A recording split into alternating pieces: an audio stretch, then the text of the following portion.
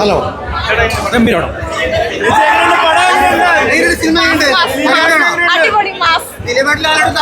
തകർത്തു വാരി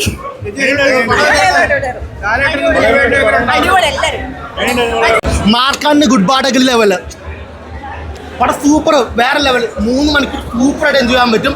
നിങ്ങൾക്ക് പടം വന്നിട്ട് 3 മണിക്കൂർ എൻജോയ് ചെയ്യണമെങ്കിൽ എല്ലാം പറഞ്ഞ് ആർപ്പ് വിളിച്ച് ഒച്ച ഉണ്ടാക്കി ആഘോഷിക്കണമെങ്കിൽ ടിക്കറ്റ് ബുക്ക് ചെയ്തോ 100% ഷുവർ വേണോ.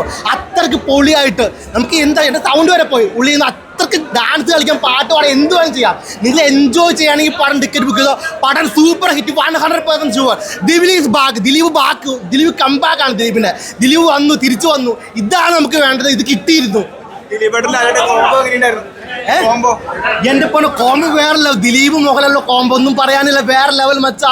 Goose bumps. നമുക്ക് എണീറ്റും ഡാൻസ് കളിക്കണം, എന്ത് ചെയ്യണമെന്ന് അറിയാൻ പാടില്ല സിറ്റുവേഷൻ ആയിരുന്നു. കാരണം അങ്ങനത്തെ ഒരു കോംബോ, പല പാട്ടുകൾ എൻ്റെ പൊന്നോ ടോട്ടലി യൂത്തിന് വേണ്ടി ഇറക്കിയ വേറെ ലെവൽ വന്നു. നമ്മുടെ മാർക്കാൻ്റെ ലെവലില്ല, മാർക്കാൻ്റെ ഗുഡ് ബാഡഗിൽ സെറ്റപ്പിൽ മലയാളത്തിൽ ആദ്യമായിട്ട് ഇറങ്ങുന്ന പടം. വേറെ ലെവൽ, എൻജോയ് ചെയ്യാൻ പറ്റും, സൂപ്പറായിട്ട് കാണാൻ പറ്റും. 3 മണിക്കൂറോ ഒന്നും എല്ലാം മറന്ന് എൻജോയ് ചെയ്യാൻ പറ്റും. ആ രീതിയിൽ പറഞ്ഞു വെച്ചിട്ടുണ്ട്. വേറെ ലെവലാണ്, വേറെ ലെവൽ. ഒരു രക്ഷയില്ല. എൻ്റെ പൊന്നങ്ങനെയൊക്കെ എന്ത് കാണിക്കുന്നത്, എന്ത് രസമായിട്ട് ചെയ്തൊക്കെ അറിയാമോ. എനിക്ക് ഭ്രാന്ത് പിടിച്ചു. തമാശ എനിക്ക് ഭ്രാന്തായി. ഇത് എല്ലാ സിനിമയും കൂടെ മിക്സ് ചെയ്യും. മണിച്ചേട്ടൻ്റെ പാട്ട്, ഏതൊക്കെ സിനിമ എങ്ങോട്ടൊക്കെ പോകുന്നത് എനിക്കെന്താ മൊത്തത്തിൽ നമുക്ക് ഒരു എന്താ പറയണേ, ആ ഒരു ചരക്കടിച്ച ഫീലുണ്ട്. അതൊക്കെ ഉണ്ട്, ഒരു ഫീലുണ്ട്. നിങ്ങൾ മാറ്റി തിയേറ്റർ പൂരപ്പുറമ്പ. ലാലേട്ടൻ വന്നു കഴിഞ്ഞാൽ പിന്നെ ലാലേട്ടൻ്റെ കയ്യിലേക്കാണ്. നമ്മൾ പറയുന്നത് ഇത് ദിലീപേട്ടൻ്റെ സിനിമ അല്ല കേട്ടോ. ഇതിൽ ദിലീപേട്ടൻ മാത്രമായിട്ട് എൻ്റെ സിനിമ, എൻ്റെ ബോഡി, എൻ്റെ മുഖം, അങ്ങനെയുള്ള സിനിമ അല്ല. കിട്ടിയവർക്കെല്ലാം നല്ല തകർത്തു. ധ്യാൻ ശ്രീനിവാസൻ്റെയൊക്കെ പടക്കസ്റ്റാറിൻ്റെയൊക്കെ പടം ആദ്യമായിട്ടാണ് ഞാൻ തിയേറ്ററിൽ നിന്ന് എൻജോയ് ചെയ്യുന്നത്. പടക്കസ്റ്റാറൊക്കെ പൊളിച്ച് രക്ഷയില്ല. ധ്യാൻ ശ്രീനിവാസൻ, വിനീത് ശ്രീനിവാസൻ, ബൈജു, മോഹൻലാല്, ദിലീപ്, ഇതിൽ അഭിനയിച്ചിട്ടുള്ള എല്ലാവരും മികച്ച ഗംഭീര പ്രകടനമാണ് എല്ലാവരും. എനിക്ക് പേരെടുത്ത് ഞാൻ ഇനി പറഞ്ഞ് ഓർത്ത് പറഞ്ഞിട്ട് ഒരു സമയമില്ല. എനിക്ക് എൻ്റെ വട്ടായി. ഫൈറ്റൊക്കെ അതിലേ പറയാം. ലാലേട്ടൻ വന്ന് തൂക്കി എടുത്തോണ്ട് പോവാണ്. ലാലേട്ടൻ വന്ന് കഴിഞ്ഞാൽ നമ്മുടെ രോമമൊക്കെ എഴുന്നിട്ട് നൃത്തം ഇങ്ങനെ കളിക്കും. 100% ഇത് പ്രാന്ത സിനിമയാണ്.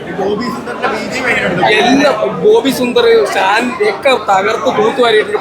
നമ്മള് പാട്ടിനൊക്കെ ഇല്ലേ അങ്ങനെയൊന്നുമല്ല.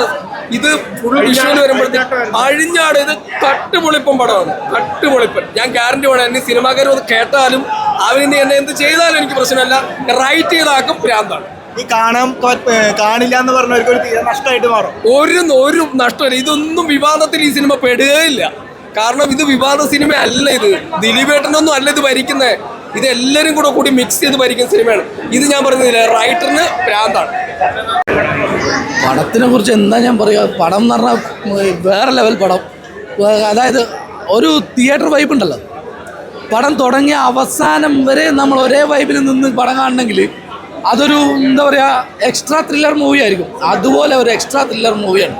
ഒരു രക്ഷയില്ല. ദിലീപിനൊക്കെ വേറിട്ട റോള്, കിഡിലം പെർഫോമൻസ് ദിലീപിൻ്റെ. അതുപോലെ തന്നെ ലാലേട്ടൻ്റെ എൻട്രി ഒരു രക്ഷയില്ല. റൊമാൻറ്റിഫിക്കേഷനാണ് ലാലേട്ടൻ വരുമ്പോൾ ഓരോ സീനും പൊളി വേറെ ലെവൽ. മോഹൻലാലിൻ്റെ എൻട്രി ഗംഭീരമാണ്. പക്ഷെ ആ എൻട്രി പോലും ദിലീപിന് ഇത് കിട്ടിയില്ല. മോഹൻലാലിൻ്റെ ശരിക്കും പറഞ്ഞാൽ പടം മുഴുവൻ മോഹൻലാൽ തൂക്കം നമ്മൾ വിചാരിച്ചു പോയി.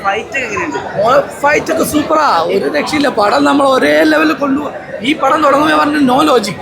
ആ നോ ലോജിക് ഇല്ലാതെ പടം കാണാൻ പറ്റുന്നവർ മാത്രം കയറിയാവുന്നു. കാരണം അത്രക്കും എന്താ പറയുക ഒരു എൻ്റർടൈൻമെൻറ്റ്.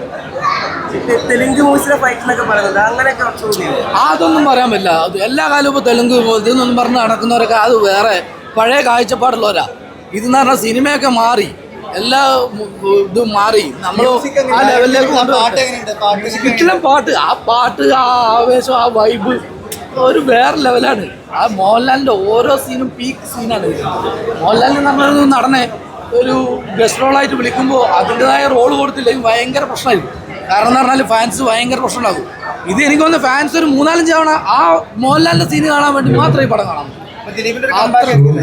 Powerful comeback. ദിലീപിൻ്റെ വേറിട്ട പെർഫോമൻസ് ആണ്. ഒരു രക്ഷയില്ല. അയ്യോ അവരോട് കാണാതിരിക്കണ്ടേ, അവിടെ കാണാതിരുന്നോട്ടെ. അവർക്ക് നഷ്ടം അത്രേ പറയുള്ളൂ. തിയേറ്റർ എക്സ്പീരിയൻസ് കിട്ടണമെങ്കിൽ തിയേറ്ററിൽ തന്നെ വന്ന് കാണണം. കാരണം അത്രക്കും പവർഫുൾ എക്സ്പീരിയൻസ് ആണ്. നമ്മൾ സ്ഥിരമായൊരു തിയേറ്ററിൽ നിന്ന് പടം കാണുന്ന ഒരാളാണ് ഞാൻ. അപ്പോൾ ഓരോ പടത്തിനും നമുക്ക് ഓരോരോ എക്സ്പീരിയൻസ് മനസ്സിലാവും. അതിൽ വെച്ച് ഞാൻ പറയാണ് തിയേറ്റർ എക്സ്പീരിയൻസ് മസ്റ്റ് മൂവി. ഈ അടുത്ത കാലത്ത് ഞാൻ എനിക്ക് ഇതിലൊരു എക്സ്പീരിയൻസിൻ്റെ ആവേശം ഫഹദ് ഫാസിലിൻ്റെ അതിലും ഡബിളാണിത്. വേറെ ലെവൽ. ആവേശത്തിലും ഡബിളാന്ന് പറയുമ്പോൾ തിയേറ്റർ എക്സ്പീരിയൻസ് പറഞ്ഞ് മനസ്സിലാക്കണ്ടല്ലോ. പ്രത്യേകിച്ച് ആ പാട്ട് മോഹൻലാൽ വരുന്ന സീനൊക്കെ വേറെ ലെവൽ. മോഹൻലാലൊക്കെ വരുന്ന ഓരോ സീനും റൊമാൻസിഫിക്കേഷനാണ്.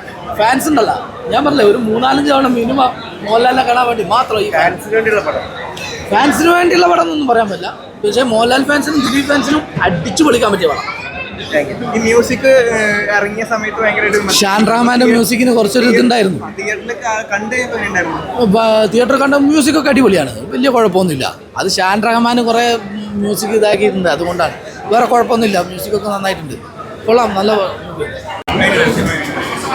പടമാണ്. നല്ല പടം. വളരെ ഭംഗിയായിട്ട് അതിനെ കൈകാര്യം ചെയ്തിട്ടുണ്ട്. തുടക്കം മുതൽ അവസാനം വരെ ത്രില്ലിംഗ് ആണ്. എല്ലാ പ്രേക്ഷകർക്കും കാണാവുന്ന രീതിയിലുള്ള ഒരു നല്ലൊരു ആക്ഷൻ പടമാണ്. എന്തായാലും കേരളത്തിൽ നല്ലൊരു ശതമാനം ആളുകൾ ഇഷ്ടപ്പെടുന്ന ഒരു മൂവിയാണ്. ക്രിസ്മസിൻ്റെ ഏറ്റവും നല്ല സമ്മാനമാണ് ഈ തന്നിട്ടുള്ള ബബ്ബ മൂവി. മ്യൂസിക് കാര്യങ്ങളൊക്കെ ഏത് ഇറങ്ങിയപ്പോൾ കുറേ വിമർശനങ്ങൾ ഉണ്ടായിരുന്നു മ്യൂസിക്കിന്. ഇപ്പോൾ തിയേറ്ററിൽ കണ്ടപ്പോൾ എന്ത് തോന്നി? വിമർശനങ്ങൾ ദിലീപ് എന്ന വ്യക്തിയെ വിമർശനം ഉണ്ടാവും. ഇല്ല, പടം നല്ല പടം. കാരണം വെച്ചാൽ ഒരു പടത്തിൽ ഒരു വ്യക്തിയല്ലല്ലോ, അതിൻ്റെ പിന്നണിയിൽ ഒരുപാടുണ്ട്. അതുപോലെ സഹപ്രവർത്തകരുണ്ട്. അപ്പോൾ അവരോട് എല്ലാവരും കൂട്ടായ വിജയമാണ്. അല്ലാതെ ഒരു വ്യക്തിയോടുള്ള എതിർപ്പ് അതിൽ കാണിച്ചുകൊണ്ട് കാര്യമില്ല. അതൊക്കെ എന്താണ്, നമുക്ക് മറ്റുള്ള കാര്യങ്ങൾക്ക് നമുക്ക് എതിർപ്പ് പ്രകടിപ്പിക്കാമെന്നല്ലാതെ സിനിമയോടുള്ള എതിർപ്പ് കാണിച്ചിട്ട് കാര്യമില്ല. കാരണം സിനിമ എന്നുള്ളത് അതിൻ്റെ പിന്നിൽ പ്രവർത്തിക്കുന്ന ഒരുപാട് പേരുണ്ട്. അവരുടെ ശ്രമഫലമായിട്ട് ഈ ക്രിസ്മസിൻ്റെ ഏറ്റവും നല്ല മൂവിയായിട്ട് ഇത് വരും, വിജയിക്കും. ഓക്കെയാണ്. കോംബോ ക്രിസ്ത്യൻ ബ്രദേഴ്സ് 2020 അതിലൊക്കെ നമ്മൾ ഒരുപാട് കണ്ടല്ലേ. ആ ഒരു കെമിസ്ട്രി കറക്റ്റായി വർക്കായിട്ടുണ്ട്. ഓക്കെയാണ്. എല്ലാം കൊണ്ടും ഒരുപാട് ഇതുവരെ ഇങ്ങനെ ഒരു ജോണറിൽ സിനിമ വന്നില്ല. പിന്നെ മലയാളികൾ പൊതുവെ നല്ല സിനിമ നശിപ്പിക്കുന്ന ഒരു ടീംസാണ്. ഇപ്പം ചുരുളി എന്ന് പറയുന്ന ഒരു സിനിമ ഞാൻ ആദ്യം കണ്ട അയ്യപ്പനും കോശി എന്ന് പറയുന്നൊരു സിനിമ ഉണ്ട്. ഞാൻ ഇൻസ്റ്റാഗ്രാമിലൊരു കമൻ്റ് ഉണ്ട്, അയ്യപ്പനും കോശി എന്ന സിനിമയിൽ അയ്യപ്പൻ നായരാണോ കോശി കുര്യനാണോ റിയൽ ഹീറോ എന്ന്. അതിൻ്റെ അടിയിൽ ഒരുപാട് പേര് റെസ്പോണ്ട് ചെയ്തത് അയ്യപ്പൻ നായർ ഇത്ര വലിയൊരു കാട്ടുമാക്കാനാണെന്ന് അറിഞ്ഞിട്ടും അദ്ദേഹത്തിനെതിരെ നെഞ്ചും വിരിച്ചിന്ന് പോരാടാൻ ഇറങ്ങിയ കോശിയാണ് റിയൽ ഹീറോ എന്ന് പറഞ്ഞത്. കോശിയുടെ പെർസ്പെക്റ്റീവിൽ ചിന്തിക്കുമ്പോൾ ഏത് ഇൻഫ്ലുവൻസ് വെച്ചിട്ടും കോശിക്ക് അയാളെ എല്ലാം കൊണ്ട് തീർക്കാനുള്ളൊരു കപ്പാസിറ്റി ഉണ്ട്. എന്നിട്ട് നേർക്ക് നേർന്ന് ഫൈറ്റ് ചെയ്യാൻ ഇറങ്ങിയ കോശിയാണ് ചിലവർക്ക് ഹീറോ. ഈ ജോണറിൽ നമ്മൾ ആരുടെ ഭാഗത്തു നിന്ന് ചിന്തിക്കുന്നുവോ അതുപോലെ നമുക്ക് കരുതാൻ പറ്റുന്ന ഒരു സിനിമ പിന്നീട് ഞാൻ കണ്ടത് ചുരുളിയാണ്. പക്ഷെ അതിലത്തെ ചില വാക്കുകളും ഇതുകൊണ്ടും ആ സിനിമയിൽ ഇപ്പോൾ ചുരുളി ചില സീനുകളൊന്നും ആ ഡയലോഗില്ലെങ്കിൽ അത് കണക്ട് ആവില്ല. അതിനെ ഡീഗ്രേഡ് ചെയ്ത് അതിൻ്റെ സംവിധായകനും അതുപോലെ ജോർജ് ജോർജിനൊക്കെ മാനസികമായി ഒരുപാട് ബുദ്ധിമുട്ടുണ്ടാക്കിയവരാണ് ഈ മലയാളികൾ. മലയാളി നല്ലത് കണ്ട അക്സെപ്റ്റ് ചെയ്യും എന്നുള്ളത് ഒരു പരിധിവരെ തെറ്റാണ്. നല്ലതിനെ വലിച്ചു കീറാനേ മലയാളികൾക്ക് കഴിയുള്ളൂ. അതുപോലെ തന്നെ നീലക്കുയിൽ, പച്ചക്കുയിൽ, വെള്ളക്കുയിൽ ഒരുപാട് കുയിലുകളുള്ള കാലഘട്ടമാണ്. മലയാളികൾ സ്ഥിരം, ഞാൻ മലയാളികളെ കുറ്റം പറയല്ല, നല്ല ഓഡിയൻസ് ഉണ്ട്. ചുരുളിനെ സപ്പോർട്ട് ചെയ്യുന്ന ഒരുപാട് ഓഡിയൻസ് ഉണ്ട്. മലയാളികൾ ഒരേ ജോണർ ഫോളോ അപ്പ് ചെയ്ത് പോകുന്നവരാണ്. പുതുമ കണ്ടാൽ ഒരു പരിധിവരെ അക്സെപ്റ്റ് ചെയ്യാത്തവരാണ്. ഇതൊരു പുതുമയാണ്. എൻ്റെ വിശ്വാസം ഇത് മലയാളികൾ അക്സെപ്റ്റ് ചെയ്തു എന്ന് തന്നെയാണ്. അക്സെപ്റ്റ് ചെയ്യട്ടെ. നല്ല